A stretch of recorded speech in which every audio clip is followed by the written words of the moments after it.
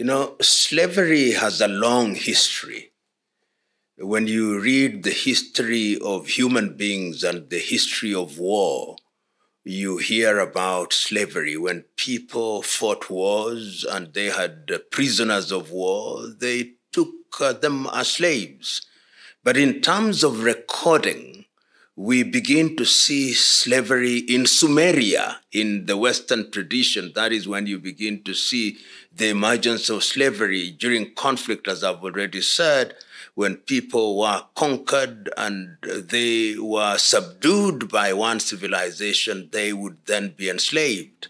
And in many cases, you see this also articulated in different histories. Look, for example, at the Hindu Mahabharata, which is several years older than the Christian Bible.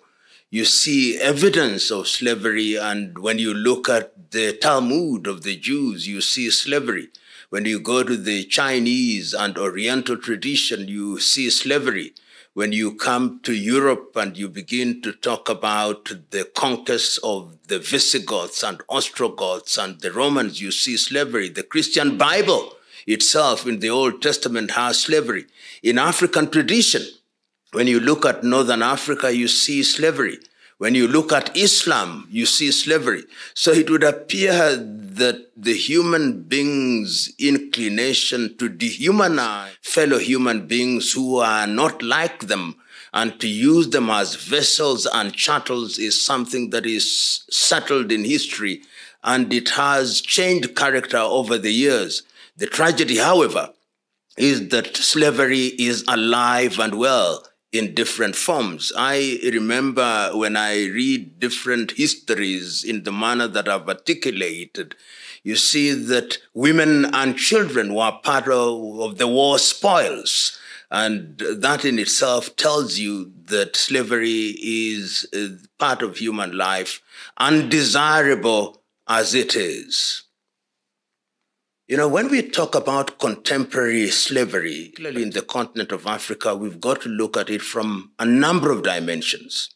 We do not talk as often as we should about the slavery that took place in the eastern coast of Africa from the year 650 AD. The enslavement of African peoples by the Arab Emirates, if you may, the Omani Empire and all those empires. This started in 650 AD, as I've already said.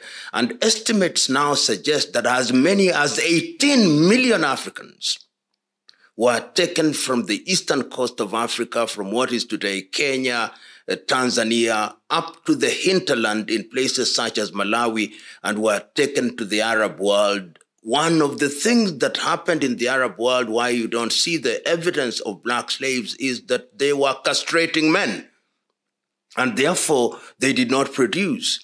And it is something that we don't talk about as loudly as we should, is not as documented in the manner that it should, but that is the first wave of slavery, in modern day slavery. The much more known wave of slavery starts in the 15th century. And this is by the European enslavers led by the Portuguese in the early 1400s, which is the 15th century. And all the European powers were involved in slavery. They themselves, of course, had been subjected to slavery by their fellow Europeans. But when they started coming, you'll remember that when the Portuguese started coming into Africa, they wanted to trade in gold and spices. But then they discovered that there was another commodity, the human being. And it is interesting that even the now very quiet European powers were involved in what later became the transatlantic triangle of slavery. The Danes were there.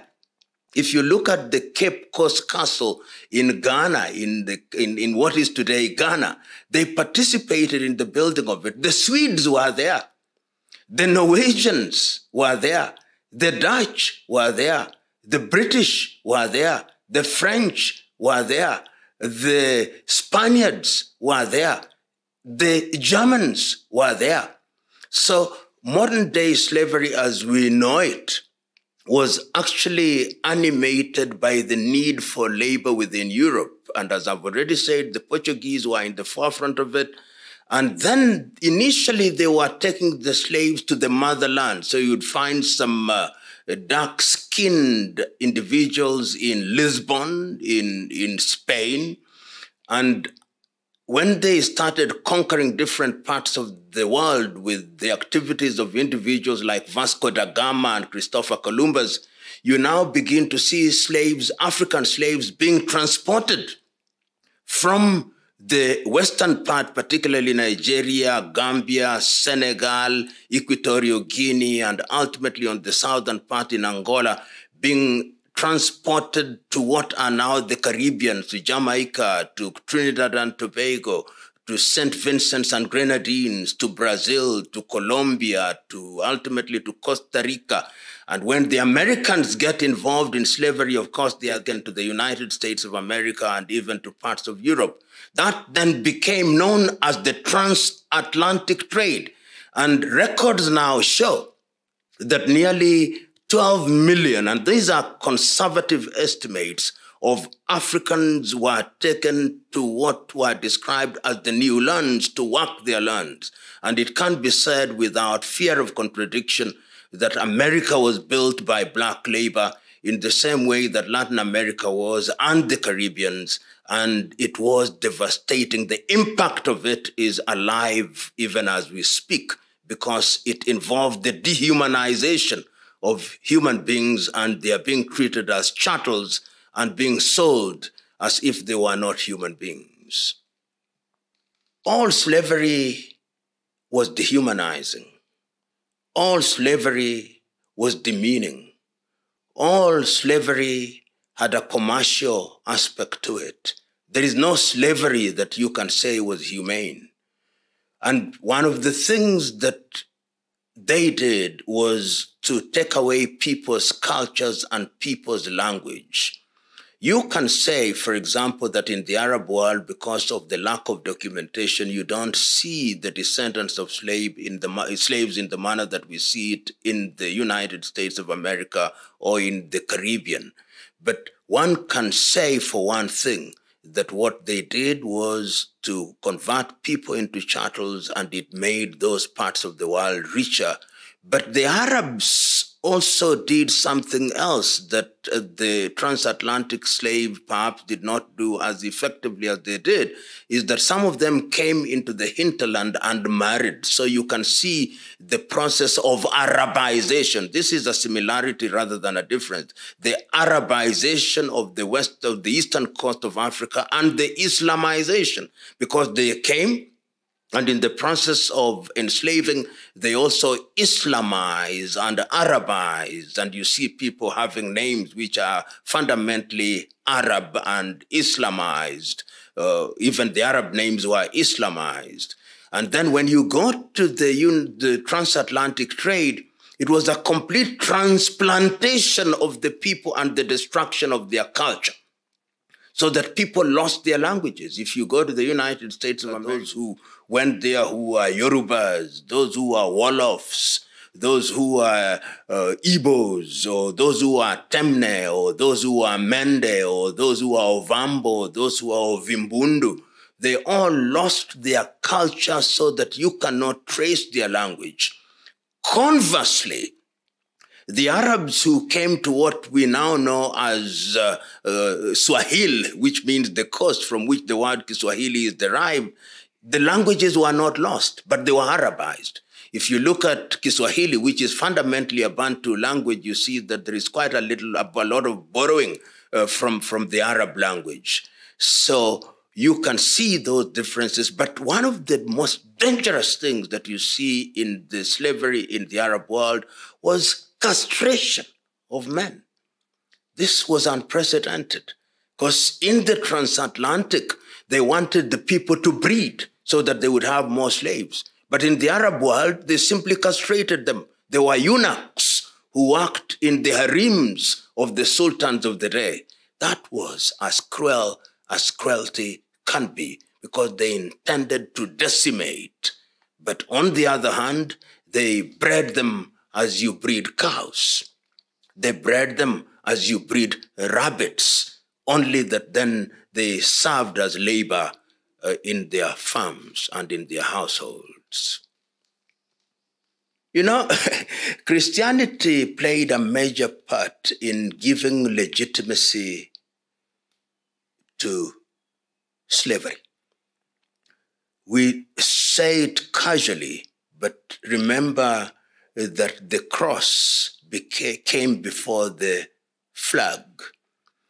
When Christianity came, the version of Christianity that was brought to us was a Christianity where you are supposed to turn the other cheek. It was a Christianity where they make reference to Paul's letter to the Romans and say, obey your masters. You slaves, obey your masters as you would the Lord. So you can almost see an attempt to say that slavery is God-ordained.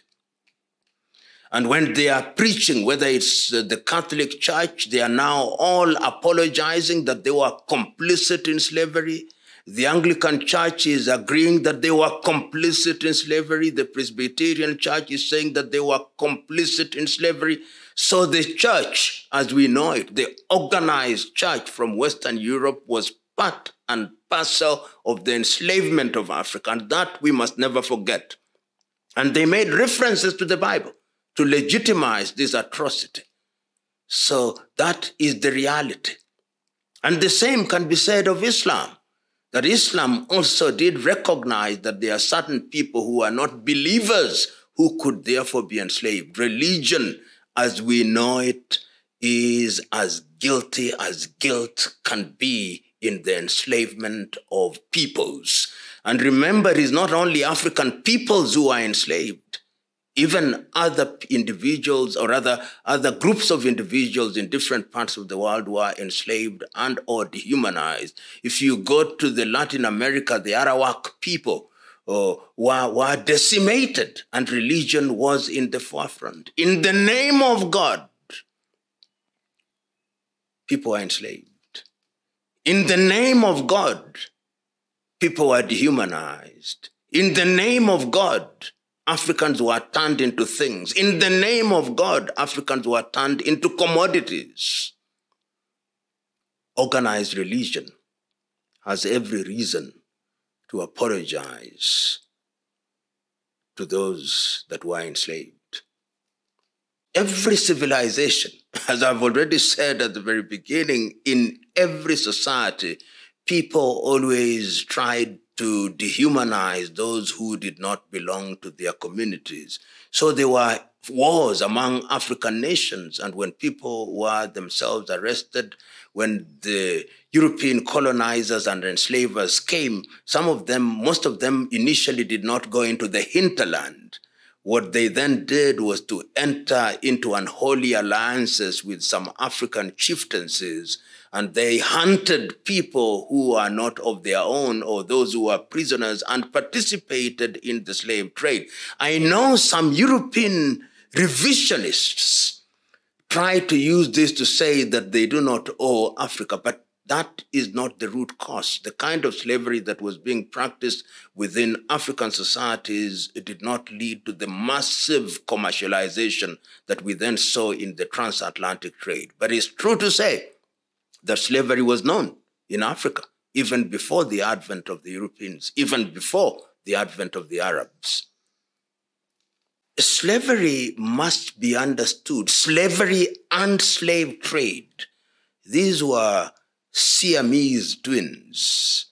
Slavery for its own sake as a punishment to individual that was captured perhaps did not have as much value as when people started trading in slaves.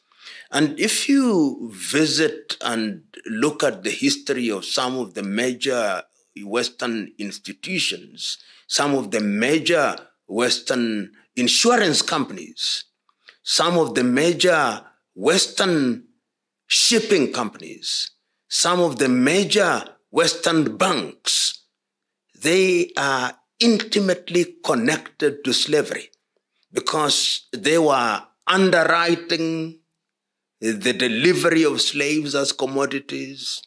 They were receiving money for those who paid to purchase slaves. They were involved in the most lucrative commodity, more lucrative than gold, more lucrative than spices, more lucrative than diamonds. Remember, initially when the interaction between Europe and America started, it was on trade. There was no slavery. When the Portuguese first made their foray into Western Africa in what is now Ghana or what is now Senegal or in the Gambia, they were trading. And this was a relationship that was of equals. But when they discovered that there is a commodity more valuable, this commodity can work, this commodity can deliver, this commodity can reproduce, then they discovered something that they had never known about, and that is how the commercial dimension of slavery took a trajectory that was unprecedented in the world. In what is now the conceptual West, slavery became one of the things that nobody wanted to abolish because so much money was being made out of it, so much wealth was being made out of it, so that even when a country like the United States of America declares her independence in 1776 and fights a civil war, the Civil War is a war where the southern part of the United States, which wants to retain slavery, cannot even begin to imagine that you can abolish slavery. So the commercial dimension of slavery is what we must always look at. Hence, slavery and slave trade. And if we are talking in conservative terms, I think slavery was a multi-trillion-dollar industry if we dollar denominate it in modern day economics. If you look at the history of human civilization, even in the context of slavery, even before the Europeans came to Africa to enslave Africans, they were enslaving themselves. If you look at the history of the Visigoths and the Ostrogoths and how the British were enslaved by the Romans and how the Romans themselves were enslaving Greeks. So the history of human civilization has always been some kind of circle. There was a time when Africa was in the ascendance, when it was great architecture in Africa through the pyramids, when the Africans knew about astrophysics amongst the Dogon. They already were studying astronomy. When the Africans knew about what the Europeans borrowed as the Pythagoras theorem, what they borrowed as Euclid's law on science, when they knew about the law of gravity, Africa was in that space. Then that was destroyed, and we know when it was destroyed, when the great walls of Zimbabwe were destroyed, when the walls of Benin were destroyed, when Ile Ife in Yoruba was destroyed, when the libraries in Carthage and Timbuktu were destroyed, when the pyramids were sacked. We know that. Then it shifted.